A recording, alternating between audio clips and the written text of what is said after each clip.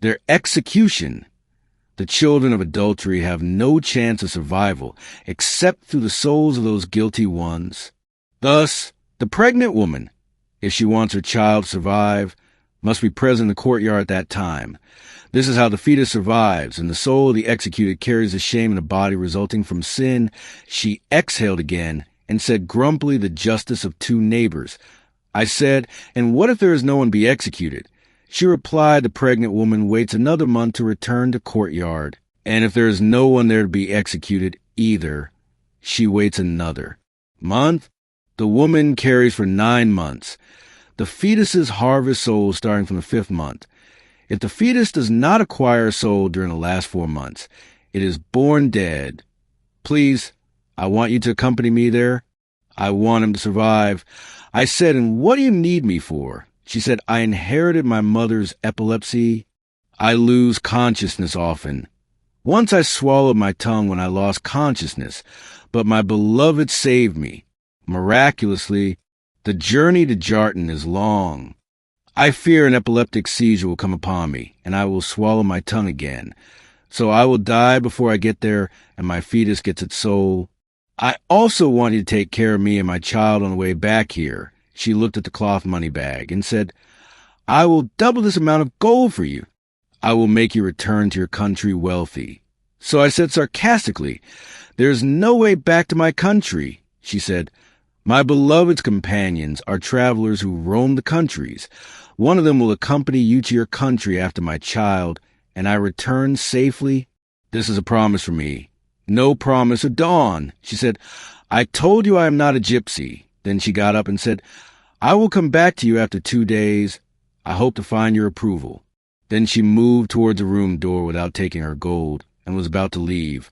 So I asked her while I was sitting in my place, and what makes you trust that your child will survive? So I was wearing my underwear when Mrs. Samaria started taking my body measurements and noting them in her papers. A woman in her early 40s who makes you feel her utmost dignity from the first moment. But as soon as you start talking to her, you won't stop chattering until that dignity completely melts away. She kept telling me about the dresses she had previously designed for my mother and about the dresses of 2 neighboring girls that had evolved over the years. Then she laughed as she wrapped the measuring tape around my waist and said, whoever sees this femininity would never believe that you're the same girl we see in Qawad Square. So I laughed and looked at my body in the mirror. Qawad Square has always been that vast square, my destiny, not just mine, but my destiny and Nadine's on the edges of our region, which was allocated for all the rituals of the 2 neighbors, and which have become my workplace for years. We call it here the Holy Land of the 2 neighbors stopped and turned to me and said calmly, because I was born in the same way. I saw him there for the first time 16 years ago. I was 8 years old then, a scowling child afraid of the many different faces I was seeing for the first time. My father was carrying me on his shoulders to prevent me from bumping into the legs of the people of Chartres, crowded in the courtyard to witness the Day of Atonement. My mother had told me before I left that day that I was named Guffrin. After that date, I remember my father pushing through the crowds to the front rows, but he stopped advancing suddenly when silence fell. So I clung tightly to his hair, and my heart raced when I saw a man shackled on a platform with his head covered with a black cover. Before I flinched and my body trembled when I heard the sound of gunpowder for the first time. The execution of that man had been carried out. I realized later that he was a thief from Al-Nisai, and while people were busy talking and their noise grew after a distant ululation echoed, I was looking at him there.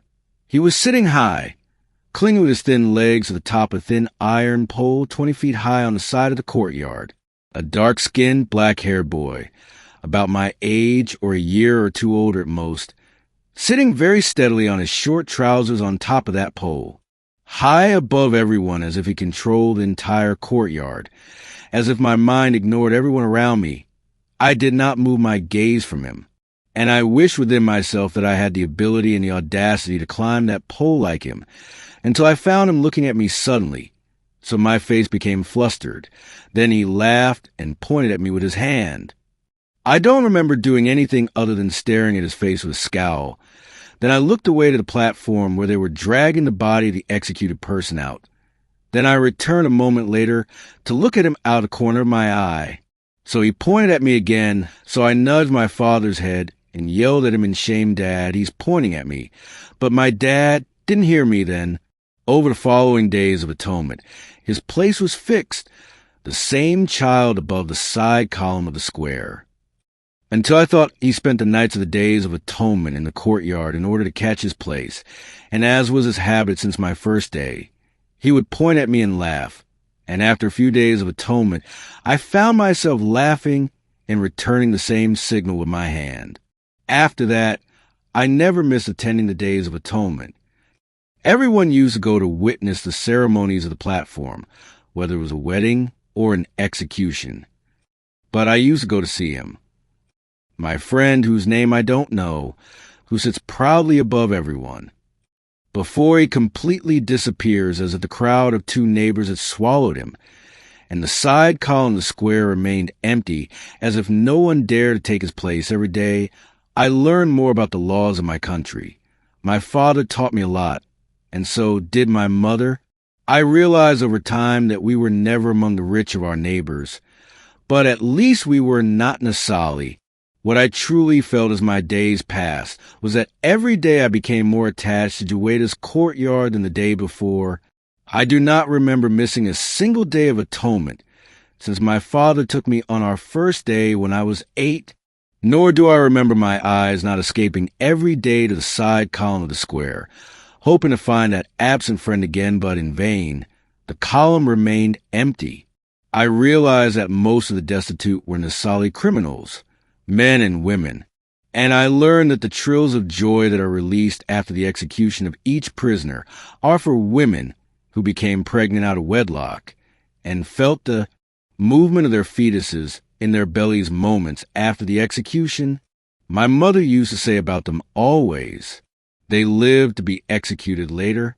The guilty soul never stops committing the crime.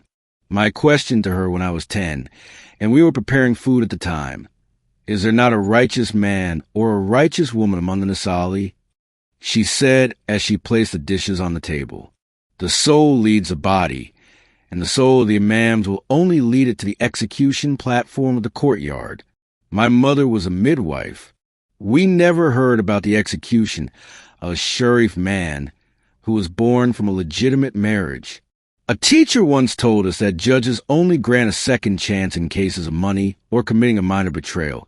But if a person steals, for example, or commits a minor crime, they are punished with imprisonment while the fate of the Sali is known, or pay part of the money. The fine will be until one day. If a Sharif commits a minor crime, he lives his life. A thief among them is not executed. Whoever owns gunpowder is presented for assault on a Sharif without right. The killer is presented. Of course, I remember I asked the teacher at the time, why don't they have justice from their birth as long as they will commit a crime? The perpetrator laughed. This is a case of two neighbors. They have the right to life. Maybe one of them can straighten his life. I was not convinced by the answer, and I claimed to wish before he completed for us that a Sharif's resources are registered on the day of his birth in the papers of the courthouse. As for the Tasali, no papers are registered for them. They only have their blue tattoos on their shoulders indicating the year they were born, and they do not live among us. They are spread on the edges of cities or their valleys and gatherings. Their poverty is severe even though they are strong and lawyers. They do not come to the city except for theft or to attend the day of construction to see their children. They are with their nature, and as they were from an illegitimate pregnancy. They do not stop having children like them, illegitimate. The history of the two neighbors did not mention a single case of a legitimate marriage between a man and a woman from Tasali, and he added, they have a smell in their shoes. I cut him off then, and I said, they are wrongdoers by nature. A quick death is in their shoes. Over long centuries, their number became in the thousands. A Sharif soul might become a Tasali if he is executed and harvested by one of their mothers. But for a Tasali to become a Sharif, that never happened. Even though there is a rule from the forces of Harry saying that if a Tasali marries a Sharif woman, their children become Sharif, and the judge might become a respected judge if he gives his wife a small letter of appreciation. But who among them would agree to marry one of them? Especially since there is another rule saying that their children become Tasali if their father commits another crime before his death in his 60s. Any woman, Sharifa or otherwise, can have her children exposed of court at any time. Souls are a word formed from nothing to another that will one day be presented, a day for a city that never rests until the day of its execution comes, and there is no woman among those present in the square carrying a fetus in a womb, whether she is a Thessalia or a Sharifa from Martin. It is the duty of the honorable women of Martin that their son be born with the spirit of the law, that the students of Martin become the most severe students, and that shame befall the entire queen because of her. They would have no choice but to take their child to the valleys. So I said the livelihood among the honorable women is scarce. The laws are strict. There must be a legal marriage before the child is born at least 7 months. Otherwise, the newborn becomes a Tasali, even if his mother is a daughter of the ruler of Martin himself. These rules apply to every creature on its land. That is why women are accustomed to raising and educating their children well, hoping they will never face the fate of execution or sin one day. The last thing about the evenings is that no Martinian has a right to prevent offspring from being present in the city streets. They are, in fact, complete Martinians, and they have every right to plan their lives, but each of them must walk on their straight path without committing a small crime that is present in the city after reaching the age of 16. The judiciary of our country is merciless towards them, male or female, after that age. So they prefer to stay away on their own. What surprises me a lot is that our country allows houses of debauchery if the women working them are Tasali, because they are a real guarantee for having enough illegitimate children, at a time when the honorable woman would be imprisoned if she worked in those houses, and at least that the Tasali are the lowest class in everything. I used to memorize the rules of Martin by heart, so I was a distinguished student among my colleagues. I had to thank my father and mother for their interest in my education, and my steps, they never delayed in helping me with my studies. After our middle school, they did not hesitate to transfer me to another school that was a mile away from our old house. My father used to accompany me to it in his wooden cart with a horse every day. The whole school was very different from my old school, as its periods were divided with severe crowding into a morning period for females and another afternoon for males. I did not care about that. My goal was vast, to become a judge and work in a house of justice in Martin, as my mother taught me, days that were similar. Many different female students, male students waiting outside the school to flirt with us before we left. Very cultured teachers. A thin, frowning girl with short brown hair and green eyes carrying her books and walking alone every day in her white jacket and gray skirt that reached just below the knee, without escaping the ridicule of the other female students. That was me. Once I heard one of them mockingly call me Owl Face. So I cried. I wasn't just laughing, and I didn't have any friends, yet everything was fixed and unchanging except for the passing days that reduced life by additional days, until the change finally happened. We had finished our school day, and were on our way out of our school. The commotion among the male students outside was very intense that day. I realized there was a fight between some of them as usual, so I continued on my way without caring, then froze in my place when I saw blood flowing from one of their heads, and my heart pounded rapidly. My heart didn't pound out of fear, but it pounded when as I met mine. So he froze in his place as well, and moved his hand away from the place of his bleeding wound, so that blood flowed profusely on his face without caring it was him. The same brown-skinned boy who disappeared 6 full years ago, climbing the side post of the courtyard, or, as I used to call him to myself, Mr. Guida's courtyard, and as if time had stopped for us, and the sound of commotion around us quieted until they faded and settled, we stood facing each other, our bodies frozen, staring at each other.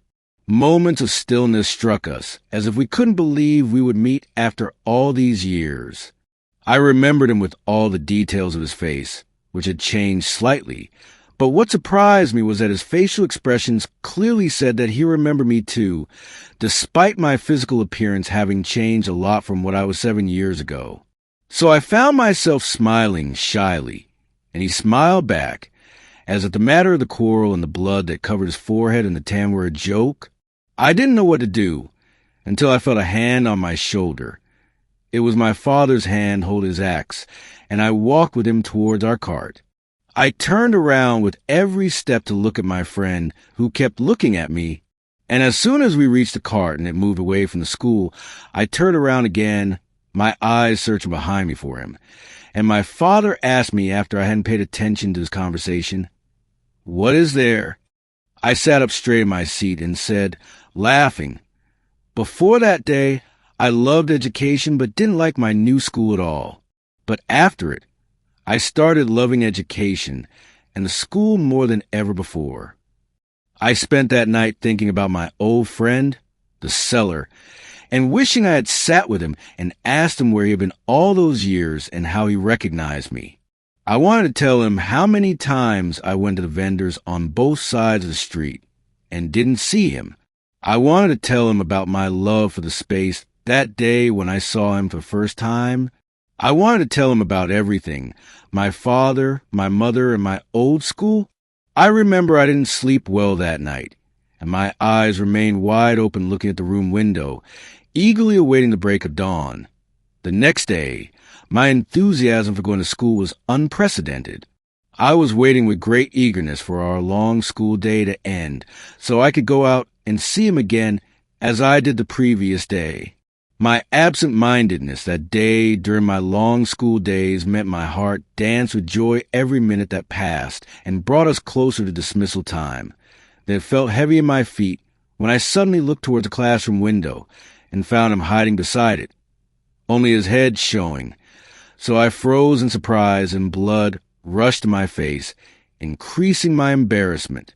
My seat was in the middle of the middle row, and our classroom was on the ground floor, the lowest of all classrooms. However, there was a high wall surrounding our school from all directions. How did he cross 15, and how did he have that audacity to approach us to that extent? As soon as I turned to him, he gestured to me. So my confusion increased and my heartbeats trembled in disorder, and it occurred to me then that this boy was nothing but crazy or reckless. I looked in fear at the teacher who was reading one of the lessons to us, and I was afraid that another student would see him and inform her. At that time, his punishment might reach leaving his school, and maybe I would be punished as well. I wished I had a stone in my hand to throw at him so that he would go away. I looked at my book, and my body could not control itself in the tremor that ran through it. Then I directed my gaze to the teacher again cautiously. Then I looked at the window out of the corner of my eye and did not find him. So my heartbeats calmed down and I caught my breath. But the teacher noticed a change on my face and asked me if there was something wrong with me. I shook my head in denial nervously and said that I was fine. Then our school day ended, so I packed my books quickly and hurried outside running. My heart was beating with joy and happiness, and the expressions on my face changed to joy and hope. Today my smile appeared to everyone. The owl finally laughed.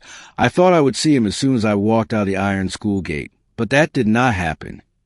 I deliberately hesitated and slowed down my steps hoping he would appear, but he did not. Doubts and whispers ran through my head. Maybe a teacher caught him standing next to the window. Maybe he fell from the high fence while crossing to the other side and broke his leg. Maybe he was satisfied with seeing me today for those moments. Even my father did what I had hoped for that morning and was late picking me up, contrary to his habit. But in vain. The boy did not appear. The girls finished leaving school, and all the boys went inside, and no one was left outside the gate except me. Then my mother arrived and apologized for my father being busy with an urgent matter. I smiled, reassured her, and held her hand, and we left together without her knowing anything about my disappointment at the absence of another person. I thought about telling her about him, but I backed out. I knew very well what my neighbors' wives would tell me. They only care about their husbands. Otherwise, men will only bring them trouble. It was as if waiting was written for me. Instead of my gaze turning every day for 6 years to the sides down the courtyard, it now turned every day to the side window of the classroom every minute or so, hoping he would come again, and disturbance accompanied my heartbeat every time a sudden noise occurred outside the window, and my eyes got used to secretly checking the faces of the students outside the school before my father came. But he did not appear again. He did it a second time. He disappeared again. A whole month without him appearing, until I thought I had never seen him at all, and that what happened was a mirage, and that my wide imagination was what created that boy. And day after day I convinced my mind to forget him, and to put my full focus on my studies. But as is a habit of my life, waves suddenly stir in calm waters. That's all for today. If you liked it, show your support by clicking the like button, subscribing if you haven't already, and turning on notifications so you don't miss anything new. We will continue the rest of the story tomorrow.